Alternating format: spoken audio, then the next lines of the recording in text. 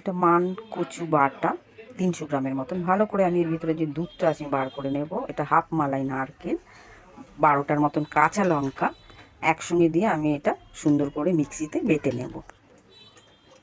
সব দিয়ে দিচ্ছি আমি। সর্ষেটাও আমি বেটে নেব একটু আলাদাভাবে। নারকেলটা মিক্সি দিয়ে আমি সুন্দর করে বেটে নিয়েছি। নিয়ে আমি কচুর উপরে দিয়ে দিলাম। সর্ষে বাটাটাও বেটে নিয়েছি, দিয়ে দিলাম। সর্ষের তেল দিচ্ছি পরিমাণ মতন। কচুর ভিতরে যে রসটা আছে সুন্দর করে কিন্তু বার করে নিতে হবে। নুন দিচ্ছি পরিমাণ মতন, চিনি দিলাম পরিমাণ মতন, দিয়ে আমি সুন্দর করে এটা হাতের সাহায্যে এবার মেখে নেব। কচু করার সময় বা রস বার করার সময় হাত একটু হলেও হয়তো কুটকুট করে, কিন্তু খাওয়ার সময় একদমই কিছু হয় না। খেতে তো খুবই ভালো লাগে। আমি 2টো কাঁচা লঙ্কা দিয়েছি, একটু সর্ষের তেল দিচ্ছি আরও ভালো লাগার জন্য, খেতে সুন্দর হওয়ার জন্য।